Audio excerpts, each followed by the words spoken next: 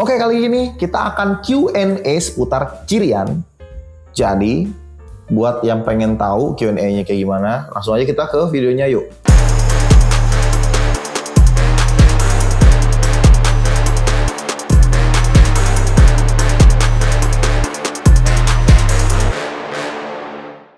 Oke, konten kali ini kita akan Q&A seputar Kirian atau CVT dari mulai interlock, fully custom, ring ganjel, torque roller, dan lain sebagainya yang berhubungan dengan custom pulley atau Kirian.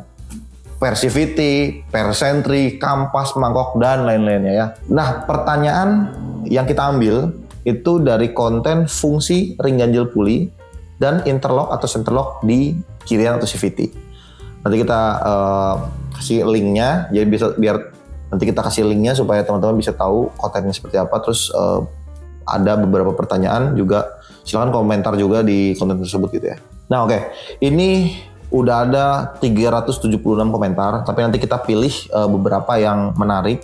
Oke, yang pertama sih ini bukan pertanyaan ya, tapi ini ada beberapa subscriber juga yang mengapresiasi. Thank you so much.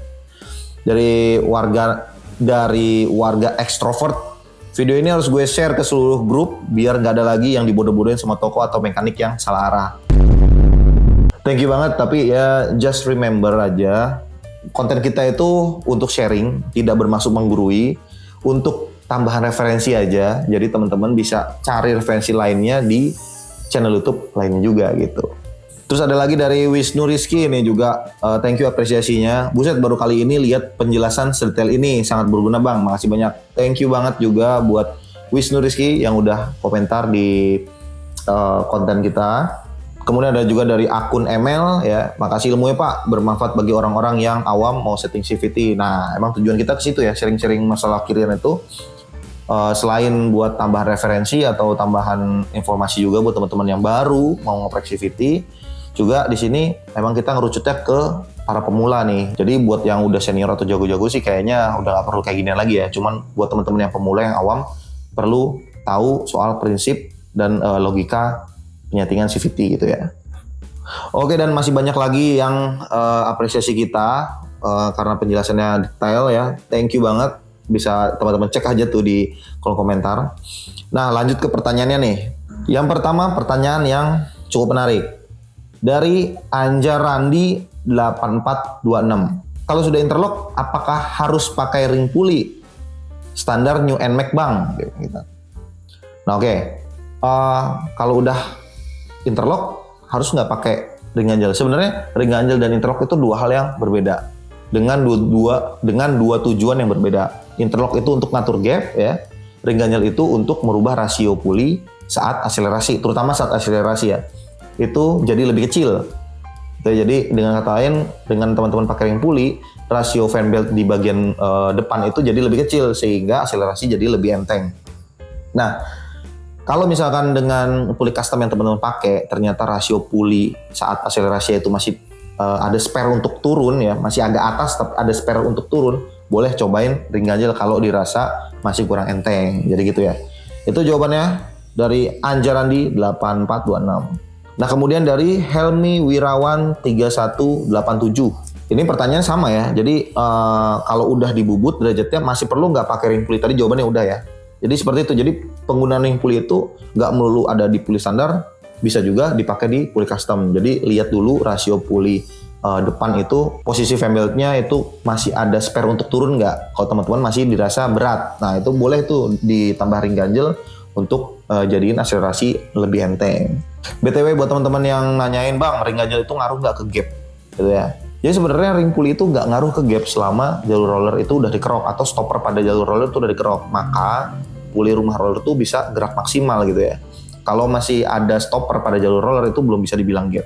Jadi ring pulley itu nggak ngaruh ke gap ya gitu ya. Cuman memang durasi timing pulley ngerapatnya pasti agak lebih jauh sedikit gitu. Karena dengan nambah ring pulley itu sama aja manjangin jarak main rumah roller. Plus minus lah ya. Nah oke, disclaimer dulu. Beberapa pertanyaan yang minta saran saya, bang motor saya ini cocoknya pakai apa? Itu nggak bisa kita jawab dan kita nggak akan pernah jawab pertanyaan seperti itu karena pertanyaan-pertanyaan seperti itu sifatnya subjektif. belum tentu di teman-teman enak, tapi menurut saya enak, atau sebaliknya gitu ya. Jadi kalau settingan CVT itu subjektif dan personal ya. Jadi itu ngikutin berat badan, terus track yang biasa dilalui, ya letak geografis ya, maksudnya tempat tinggal teman-teman gitu ya, karakter motornya. Sama-sama motor Vario 150 itu dengan settingan sama belum tentu hasilnya sama. Bisa jadi dari kesehatan mesinnya ya gitu ya, performa mesinnya masih optimal nggak, atau mesinnya emang udah capek atau enggak, umur pakai motornya seperti apa, banyak faktor lah ya. Gitu. Jadi kita nggak akan pernah jawab pertanyaan yang diajukan oleh teman-teman seputar settingan terbaik untuk motor teman-teman gitu. Kita cuma di sini ngasih logika sama prinsip CVT aja. Silakan teman-teman nyeting-nyeting sendiri dari logika yang udah kita share sama prinsip-prinsip yang udah kita share. Oke, ini ada pertanyaan yang cukup menarik dari Cika Ramadoni 424. Saya Vario 150 standar kirian udah full, lumayan 14 derajat ini. Sekarang saya lagi pakai ring di tengah tutup rumah roller, tapi agak lebar jadi mengganjal tutup rumah roller dari bos gitu ya, mungkin gitu ya. Enak kita pakai ring atau enggak? Nah, kalau teman-teman pakai ring ganjel yang diameter lebih besar dari bos, itu dengan kata lain teman-teman ngasih jarak ya di bagian tutup rumah roller, berharap supaya si roller itu bisa naik lebih tinggi lagi. Apakah efektif? Sebenarnya kalau misalkan beberapa kasus roller belum malah nyangkut gitu ya. Beberapa kasus juga CVT saat ditarik tuh berisik karena rollernya kendor, nggak kejepit maksimal sama si tutup rumah roller. Harusnya kan roller itu saat di bawah itu kejepit sama tutup rumah roller, berangsur-angsur seiring putaran itu kan dia roller itu dorong puli ngeganjel ke si tutup rumah roller gitu. Nah teman-teman dengan pakai ring yang diameter lebih besar daripada bos itu sama dengan ngasih jarak dari tutup rumah roller ke roller. Jadi roller tuh ada kemungkinan oblak. Kemudian pas putaran tinggi itu roller bisa nyangkut ya. Jadi itu nggak selamanya enak lah. Tapi kalau mau coba silahkan. Oke, nih pertanyaan selanjutnya ini juga cukup menarik dari Rafa Putra 4378. Bang, numpang tanya, kalau rumah roller yang di interlock, nah kita kan ngebahas itu ya, interlock tuh bisa di rumah roller, bisa di puli kipas. Nah, kalau rumah roller yang di interlock itu berarti udah nggak pakai seal atau karet yang di rumah roller ya Bang? Seal yang di rumah roller tuh kayak misalkan puli K36, K35 ya, itu standarnya itu ada sealnya. Nah biasanya teman-teman tuh bisa nyari substitusinya pakai KZR, Modus Vario. Vario itu yang bawaan K35, K36 itu ada sealnya tuh di rumah rollernya. Nah teman-teman bisa pakai KZR yang nggak ada rumah rollernya, jadi bisa dibikin interlock di situ gitu. Atau misalkan kalau memang nggak perlu dibikin interlock di rumah roller ya di puli kipas aja dibikin interlocknya gitu. Oke, ini ada yang harus kita lurusin juga. Ada tanggapan dari Arui 2108. Benar kata abang ini, pengalaman saya menggunakan ring puli di motor Beat Deluxe, mau di depan atau di belakang hasilnya sama aja. Nah itu benar. Kecuali teman-teman pakai ring pulinya yang di antara crankcase sama tutup rumah roller, nah itu sama aja kayak ngegeser satu set puli depan itu ke luar, itu menjadi fanblade jadi miring ya. Nah memang putaran bawah jadi enak tapi top speed berkurang. Nah oke, ini ada pengecualian nih Bang, ada pengecualian. Kalau misalkan memang jalur roller udah dikerok gitu ya, jalur roller udah dikerok, kemudian gapnya udah dihitung, dengan menggunakan ring puli itu sama sekali tidak mengurangi top speed. Sama sekali tidak mengurangi top speed. Karena apa? Dengan menggunakan ring ganjel yang tadi saya jelasin ya, kalau jalur roller udah dikerok, terus udah dihitung gapnya, ya gapnya akan segitu. Misalkan gapnya 20 mili, ya dia akan tetap 20 mili, cuman timingnya yang berubah gitu ya. Karena jarak main rumah roller akan jauh lebih panjang. Misalkan teman-teman ganjel 1 mili, ya jarak main rumah roller akan lebih panjang 1 mili kayak gitu. Cuman beda di timing aja, cuman ngakalin untuk akselerasi bisa dan tidak merubah gap. Ya itu mungkin sedikit lurusin. Nah ini juga ada tanggapan dari Moh Devais JT7PF. Buset namanya susah amat. Tapi mengapa TDR atau BRT tidak pakai sistem interlock seperti ini gitu ya? Seperti ada sesuatu masalah. Sebenarnya enggak sih ya. Jadi gini, TDR atau puli-puli pabrikan ya, kenapa dia nggak pakai interlock? Karena sebenarnya interlock itu akal-akalan untuk menyeting gap gitu ya. Nah kalau dari TDR atau Daytona, dia benar-benar nyiptain puli itu dari mentah. Dia bisa ngakalin gap tanpa harus bikin interlock gitu loh. Ngerti ya mungkin ya? Jadi interlock itu tuh adalah usaha atau upaya atau akal-akalan kita merubah puli standar yang di custom, selain tadi jalur roller, derajat, dengan merubah gap itu nyetingnya dari interlock. Kalau misalkan TDR atau pabrikan, dia dari bahan mentah. Jadi bebas aja dia mau nyeting puli kayak gimana gitu ya, dengan komputerisasi gitu ya. Mau gapnya berapa gitu, jadi nggak perlu lagi namanya pakai interlock, nggak perlu lagi pakai namanya ring ganjel gitu. Karena dia bahannya dari mentah. Itu mungkin jawaban dari tanggapan dari Muhammad Faiz JT7PF, buset. Nah, oke, ini juga ada tanggapan dari Ipung Septiawan 4821. Yang lebih aneh lagi, lubang tempat masuknya bos di rumah roller dipasangin bearing bambu. Nah, saya juga pernah lihat tuh di Instagram. Padahal gerak rumah roller nggak cuman berputar ke depan, melainkan juga ke samping, auto baret-baret bosnya. Betul, jadi untuk penggunaan bearing bambu di puli rumah roller itu sama sekali tidak efektif. Kenapa? Karena gerak puli rumah roller itu bukan cuman berputar, tapi dia juga bergeser. Artinya dia butuh slide gitu. Banyak teman-teman juga yang pakai inggris ya di bos kolar atau di bos puli rumah roller. Sebenarnya nggak perlu karena saat dia udah panas dia akan licin sendiri kok gitu. Yang penting teman-teman pakai material yang original gitu ya, bukan yang ambal-ambal. Apalagi kalau teman-teman pakai bos kolar yang aftermarket tuh, yang lagi hits banget, yang bobotnya lebih ringan daripada standarnya. Nah itu ternyata dia punya self lubricant. Jadi saat saat udah panas gitu ya, dia keluar kayak semacam minyak gitu. Jadi melumasin. Boleh aja sih di bos kolar atau di boringan puli roller tuh dikasih grease, tapi tipis aja mungkin ya. Tapi kalau saya sih nggak pernah dan aman-aman aja. Nah oke, ini juga saya mau ngelurusin juga nih pertanyaan dari @user fc2kc1sh1i. Buset, dan namanya nama apaan nih? Bang, kalau udah di interlock tapi fanbelt tetap nggak naik sampai atas, solusinya apa? Oke, pertanyaan-pertanyaan gini yang menyesatkan atau menjebak ya. Jadi teman-teman itu orientasinya itu apa sih ngebubut puli itu? Orientasinya supaya fanbelt itu naik sampai atas atau menyesuaikan power mesin atau karakter mesin gitu ya. Nah, seperti konten yang kita ngebahas tentang gap puli di konten sebelum ini, silahkan tonton.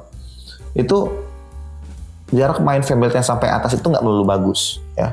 Jadi teman-teman kalau misalkan memang butuh banget untuk fanbelt naik sampai atas, dikarenakan power mesinnya masih mumpuni di putaran atas, itu boleh setting di interlock. Jadi interlocknya tadinya kedalaman misalnya 1 mili, boleh tambahin setengah mili atau tambah 1 mili lagi gitu ya. Tinggal teman-teman ukur jarak sisa fanbeltnya itu berapa mili gitu. Ya mungkin itu bisa ditambahin.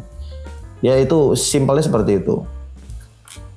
Nah oke, ini ada pertanyaan menarik juga.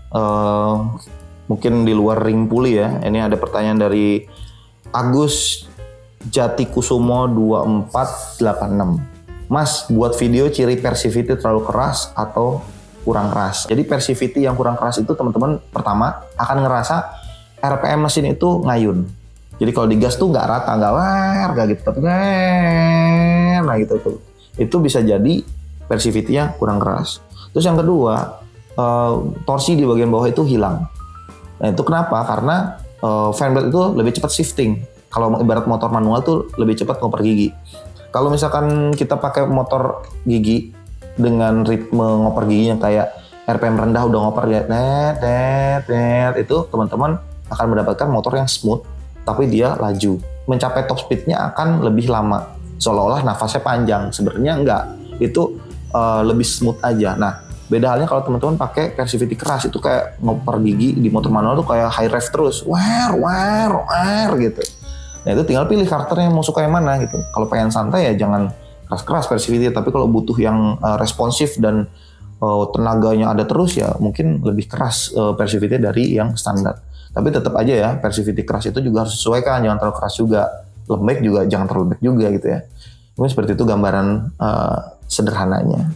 Oke, ini pertanyaan selanjutnya dari Anon Bagus 3783. Dibikin interlock apa aman mas buat fanbeltnya?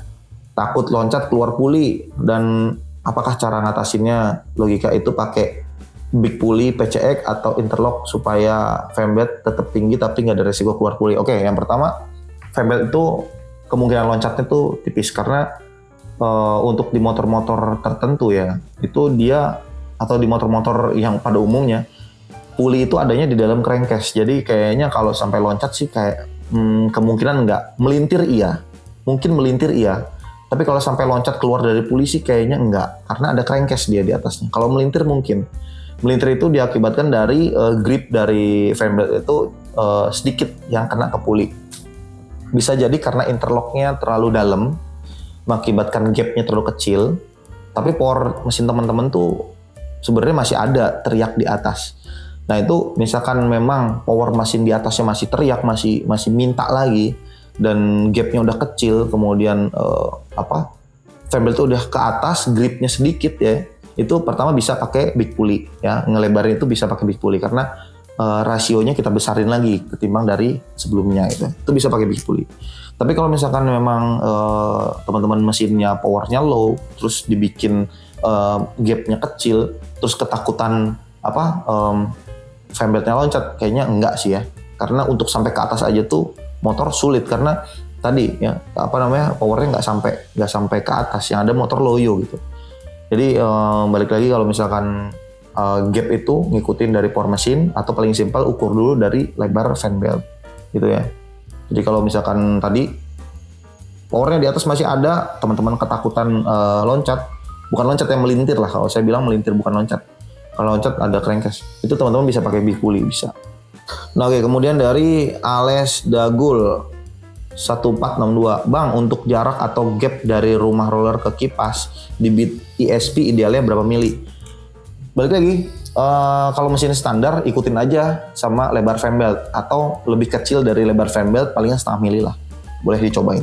Ini kemudian ada dari Firman ST 8349. Kalau puli depan dibubut, alamak apa jadinya fan belt? Mungkin banyak teman-teman yang kejadian kayak udah pakai puli custom, bikin fan belt cepat habis atau cepat melar atau bisa putus gitu ya. Nah itu kesalahan dari radius bubut puli teman-teman gitu ya. Jadi kalau misalkan ngebubut puli asal-asalan ya begitu, atau nggak balance ya begitu.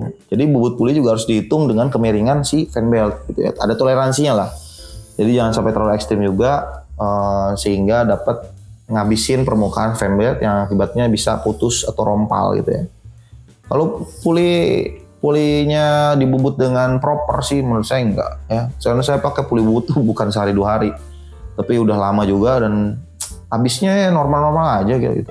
Nah oke, ini juga dari Doni Si Kunyir 8094. Kalau untuk standar biar enteng naik tanjakan tuh harus pakai ring atau tanpa ring, Bang? Mohon dijawab. Oke. Jadi untuk tanjakan biar enteng, pertama teman-teman bukan ring aja sebenarnya. Jadi memang ganjel ring itu salah satu cara ya untuk bikin tarikan enteng. Tanjakan akan lebih enteng lah gitu. Tapi harus diimbangin juga sama per yang lebih keras daripada standar. Lebih keras tuh bisa 1000, bisa 1500, 1200 ya. Sesuaikan aja sama settingan motor teman-teman. Kenapa per harus dikerasin? Supaya fan belt itu tidak cepat berubah posisi ke rasio besar gitu ya. Kalau motor gigi tuh, lagi-lagi analoginya motor gigi ya. Kalau motor gigi tuh biar dia nggak cepat shifting, nggak cepat ganti gigi. Jadi kalau nanjak kan kita butuhnya tuh konstan di gigi tertentu ya. Misalkan nanjak yang parah itu kita kan konstan di gigi 1 atau di gigi 2 gitu ya. Sama aja mungkin di CVT juga dibikin dia tetap tahan posisi fan belt depan tuh jangan sampai cepat berubah ke atas. Nah caranya bisa kerasin per belakang. Juga untuk nurunin posisi fan belt depan ya tambahin ring gitu. Nah jadi jawabannya bisa tambahin ring dan kerasin per CVT gitu. Oke, kemudian dari Robi Gunawan 8836. Berarti kalau udah bubutan wajib pakai ring ya. Tapi udah bubutan juga punya gue nggak ke atas beltnya tuh gimana gitu. Nah, kalau udah bubutan, kalau misalkan memang posisi fan belt depannya udah turun dan bikin akselerasi oke, nggak perlu pakai ring lagi. Kecuali tadi ya ada penyesuaian kurang enteng. Atasnya udah enak nih, tengahnya udah enak, tapi kurang enteng bisa pakai ring gitu. Kemudian ada Arif Joas Moro 3066. Kalau pakai interlock CVT jadi berisik gitu, kenapa Bang? Berisik tuh bukan dari interlock ya. Berisik itu bisa ada beberapa kemungkinan. Yang pertama, fan beltnya nabrak ke bagian boskolar. Itu artinya bubutannya terlalu rendah untuk di rasio puli depan saat akselerasi. Jadi si fan belt itu kan bagian baliknya itu kan gerigi ya. Di atasnya rata, ininya gerigi. Nah, si geriginya itu tuh mentok ke boskolar, itu bisa berisik. Yang kedua, fan beltnya udah kering, gak lembab. Karena fan belt itu harus lembab. Atau yang ketiga, permukaan pulinya itu kasar, itu bisa jadi berisik ya gitu. Nah, sekarang kan udah banyak tuh puli-puli custom yang dibubut dengan mata pisau diamond Itu hasilnya kan kinclong banget tuh. Itu kayaknya meminimalisir suara kasar ya di bagian CVT.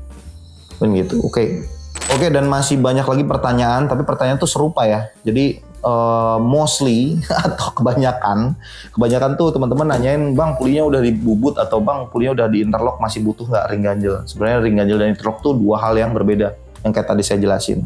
Jadi mudah-mudahan dengan Q&A ini teman-teman bisa lebih paham lagi seputar puli bubut atau puli custom dan penggunaan ring ganjel perlu atau enggak gitu ya. Kemudian tadi ada beberapa lah, per CVT itu kurang keras seperti apa, terlalu keras itu seperti apa gitu ya.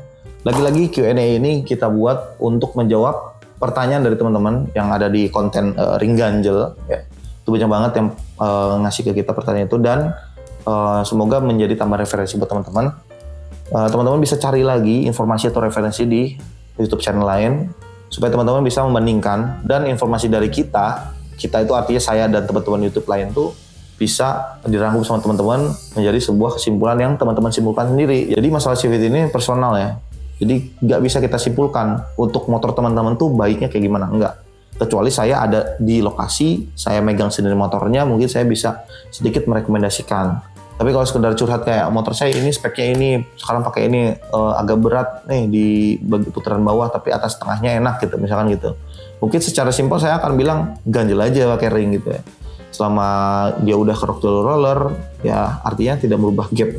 Mungkin seperti itu ya. Jadi beberapa pertanyaan yang mohon dimaklum juga. Ada teman-teman yang nanya seputar settingan yang pas untuk motor teman-teman, yang nggak kami jawab karena nggak ada settingan yang valid atau yang benar-benar oke ya. Bahkan kalau saya gambarin, motor yang sama-sama keluar dari dealer di tahun yang sama-sama baru, misalkan Aero Connected sama Aero Connected, sama-sama gitu ya, tahunnya baru, cc-nya sama gitu ya. Kita kasih settingan CVT yang sama, hasilnya akan beda. Kenapa? Semua itu soal tingkat kepresisian saat produksi. Antara motor satu dengan yang lain, cetakan satu dengan cetakan yang lain itu akan berbeda kepresisiannya. Makanya jangan aneh kalau misalkan teman-teman beli motor massal terutama ya, yang banyak diproduksi dan banyak dilihat di jalan tuh, performanya nggak akan sama gitu. Ditambah lagi bobot teman-teman, karakter bawa teman-teman dan lain-lain. Mungkin segitu aja video dari kami Tulis Project. Maaf kalau ada salah kata, maaf kalau ada salah penyebutan. Kalau suka dengan video ini silahkan di like. Komen juga untuk masukan tanggapan atau pertanyaan lainnya akan kita jawab di Q&A selanjutnya. Kemudian subscribe supaya gak ketinggalan informasi dan video terbaru dari TWP. Sampai jumpa lagi di video selanjutnya. Bye-bye.